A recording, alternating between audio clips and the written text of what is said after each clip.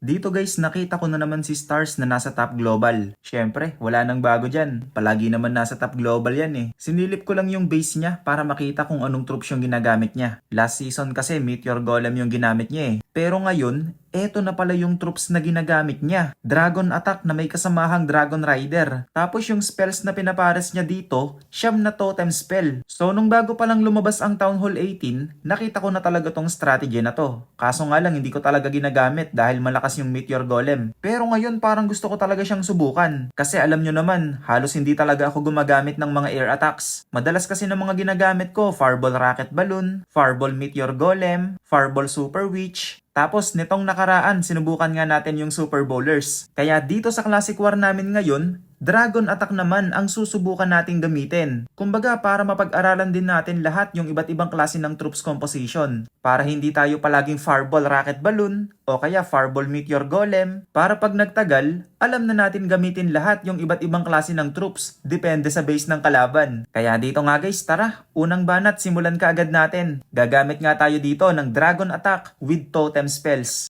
So ang unang gagawin natin dito guys, hahanap muna tayo ng pwedeng paglapagan ng Flame Flinger. Kasi dito kumbaga yung Flame Flinger yung magkikreate ng funnel para sa mga dragons eh. So siguro dito ako magpe-Flame Flinger. So tatanggalin ko tong mga depensa na nandito. So ilapag na natin. Medyo matagal nga lang to guys. So medyo matagal talaga to kasi talagang mauubos yung oras natin sa Flame Flinger pa lang eh. So habang nagpe-Flame Flinger tayo dyan, pwede na rin ako maglapag dito ng mga pang clean up para nakakapaglinis kagad.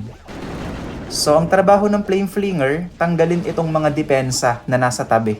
Para pag nilapag natin yung mga dragons, dire-diretso lahat sa loob. So kung mapapansin nyo guys, meron ditong X-Bow. So kayang abutin ng X-Bow yung Flame Flinger. Kaya ang gagawin natin, kapag lumapit yung Flame Flinger, lalapagan natin ng Totem Spell para hindi matarget yung Flame Flinger. So, pwede akong maglagay ng ng Totem Spell dito. So, ayun no. So, yung Totem Spell, yun na yung tatangki mismo doon sa Flame Flinger. So, 2 minutes. Siguro mga 1 minute and 50. Teka lang, pwede kong lapagan ng Inferno Dragon to. Yung enemy RC. Inferno Dragon, banatan mo na yan. So, 1 minute and 58 seconds. Siguro pwede na to.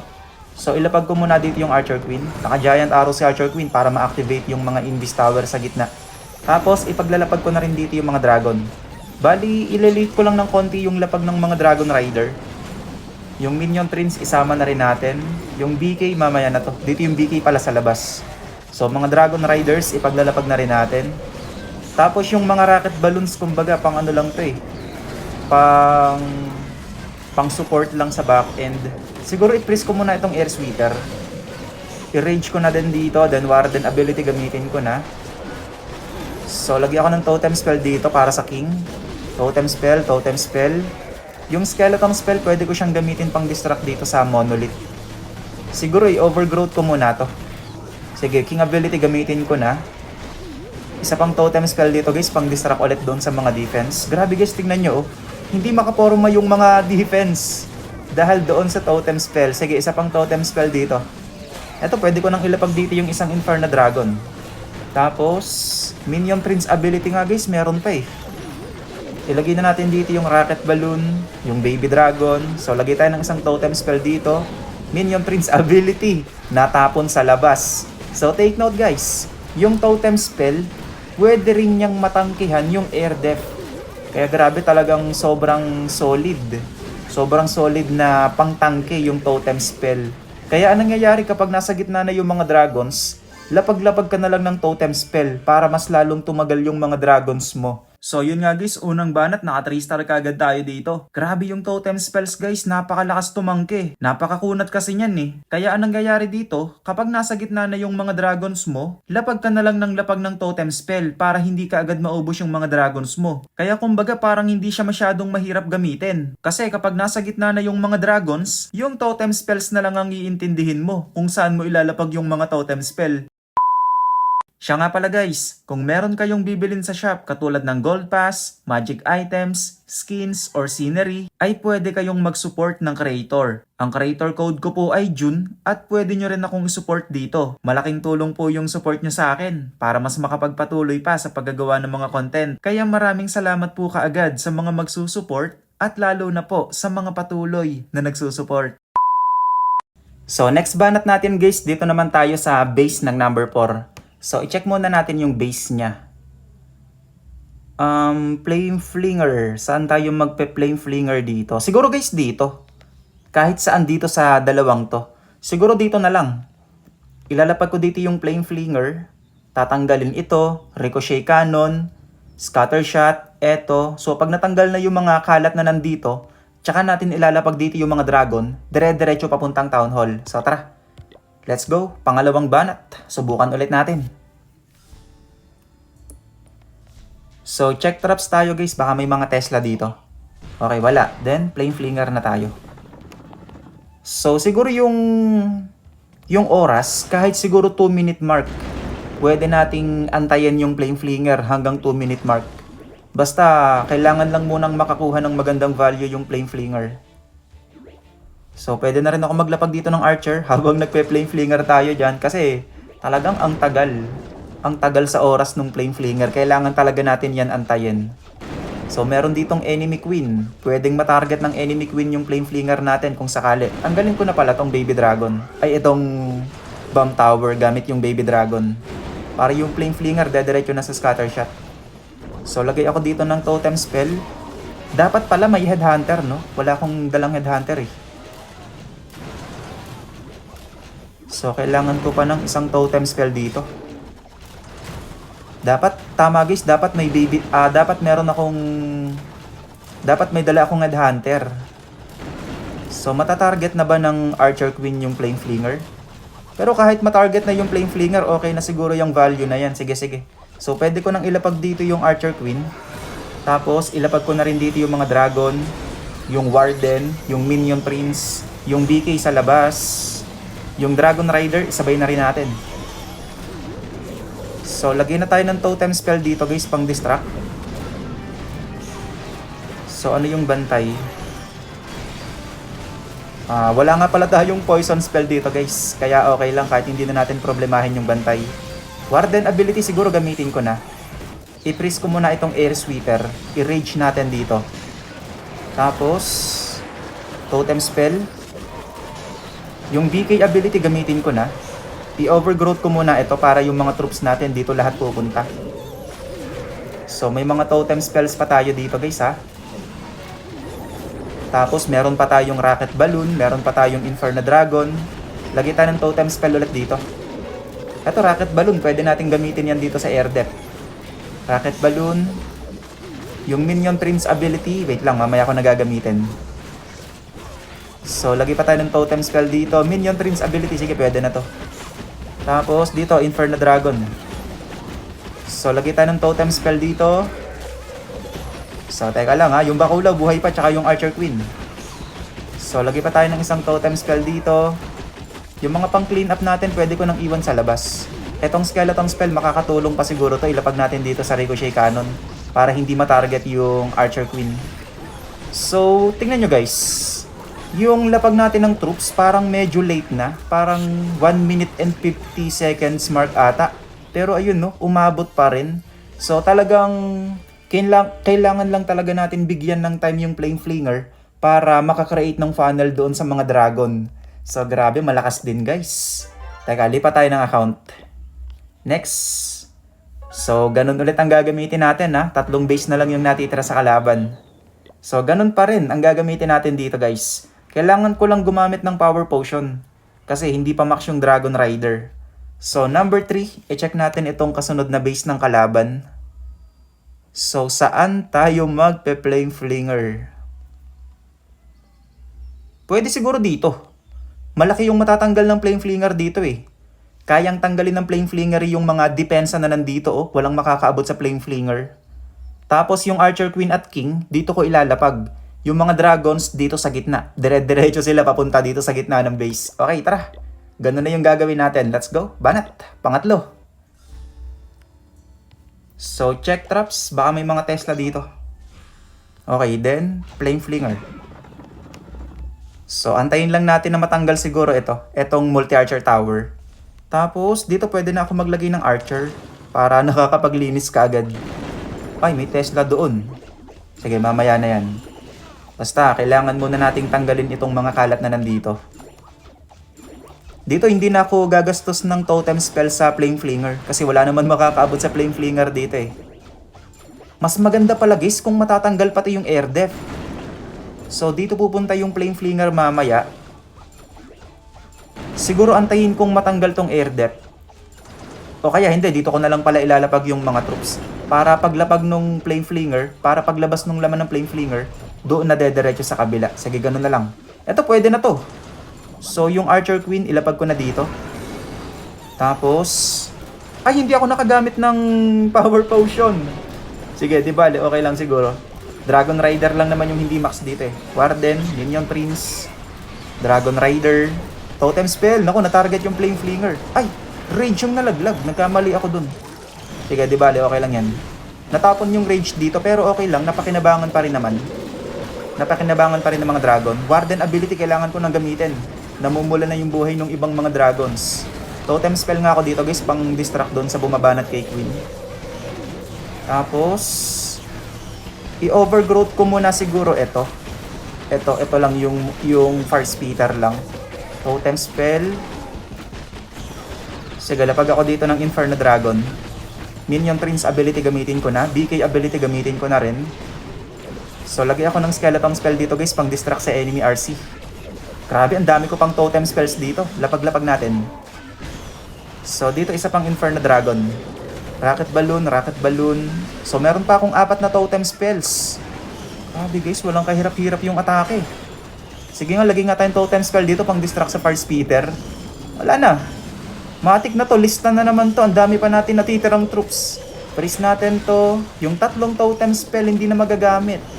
Ilagay na natin dito. Ayan, nakatayo yung mga Totem Spells. Grabe guys. Ang lakas.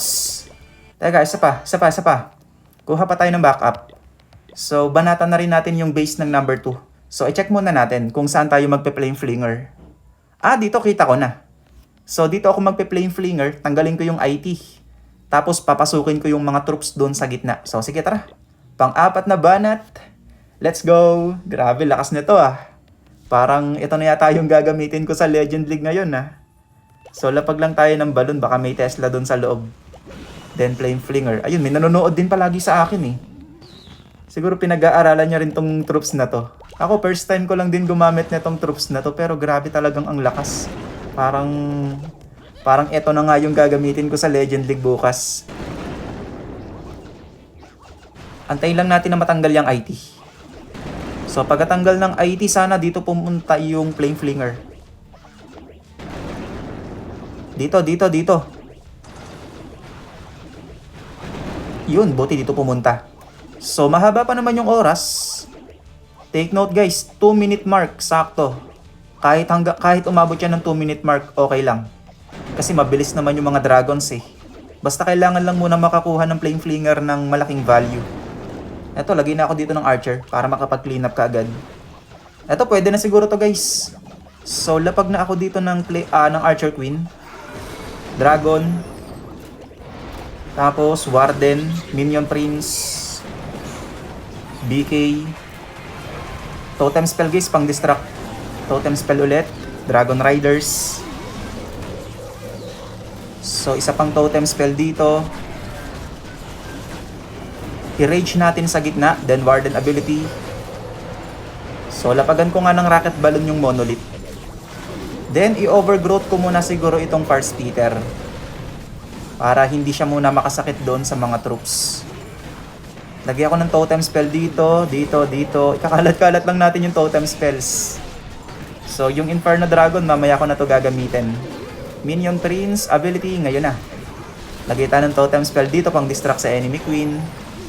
BK ability guys, meron pa. Ipiris ko muna ito. Yung laman ng Flame Flinger, siguro palabasin ko na. I-manual na natin. So, may Totem Spells pa tayo Lagi tayo dito ng Totem Spell. Rocket Balloon, Inferno Dragon. Sige, isa pang Totem Spell dito. BK ability, gamitin ko na din. Wala na. So, another 3 star na naman. So, ngayon, isang base na lang yung natitira sa kalaban. So, pag na 3 star natin yung last base ng kalaban, mape-perfect na namin sila. Ayun, no? Ang dami na naman natirang troops. So, eto nga guys, last base ng kalaban. Kapag na 3 star natin tong number 1, perfect na namin sila. So, tara, banatan na natin guys. Ganun pa rin syempre ang gagamitin natin. Dragon and Dragon Riders pa rin. So, Flame Flinger. Saan tayo magpe-Flame Flinger dito? Flame Flinger? Teka. Siguro dito. Dito na siguro. Or sa kabila. Sige, dito na. Pares lang naman eh. So, lapag muna tayo na pang-distract dito sa Mortar. Tapos... Sige, antay lang muna natin na kailangan matanggal ng Flame Flinger itong mga depensa na nandito. Tsaka yung air depth. Kailangan din matanggal yung air depth. Naka one shot pa yung Mortar. Sige, di bale, okay lang yan. Lapagan ko na dito ng mga archers para makapag-clean up ka agad. So, ang gagawin ko dito, dito ko siguro ilalapag yung mga dragons. Tapos, dire-diretso sila papuntang town hall. So, saan ako mag-overgrowth? Siguro yung overgrowth ko ito mamaya. Sige, sige. So, yung Flame Flinger natin, may nakaabang pala ditong X-bow. Baka mamaya maabot ka agad. Sige, pagkatanggal nitong Ricochet Cannon, maglalapag na ako ng Totem Spell para pang-distract doon sa X-bow. Mahaba pa naman yung oras eh, sige lang. Kaso, ang dami pang buhay ng Ricochet Cannon. Siguro kailangan ko nang ilapag yung troops. So, lapag ako dito ng Archer Queen. Then, ilapag ko na dito yung mga Dragon. Warden, Minion Prince, Totem Spell muna dito pang distract sa Monolith. BK sa labas. Mga Dragon Riders. Sama-sama kayo dyan. Tanggalin ko na tong mga nandito. So, lagyan ako ng Totem Spell pang distract doon sa Guardian. Isa pang Totem Spell dito guys pang distract sa Multi-Archer Tower. Tapos, i-overgrowth ko muna to. Para maganda yung pagkakasama-sama ng mga dragons. Warden ability. Grabe, namumulak agad yung buhay ng mga dragons dahil lang doon sa Far Spitter. Sige, di bale. Pwede kong tanggalin to. Rocket Balloon. So, lagay ako ng Totem Spell dito pang distract doon sa Scattershot. King ability gamitin ko na para malinis na yung mga kalat sa labas. So, meron pa tayong 5 Totem Spell gamitin natin dito sa Revenge Tower. Tapos, i-rage na natin dito. I-freeze ko muna itong Air Sweeper, Minion Prince ability, Totem Spell ulit dito pang distract sa Revenge Tower. Totem Spell dito guys, oh. Tapos, Rocket Balloon. So, lagay ako ng Totem Spell dito. Grabe, hindi makaporma yung mga defense guys. Hindi makaporma yung mga defense dahil sa sobrang dami ng Totem Spells. Lagay na natin dito yung mga natitira nating troops. Skeleton Spell ilagay na rin natin dito. Wala na, 3 star na to. 25 seconds.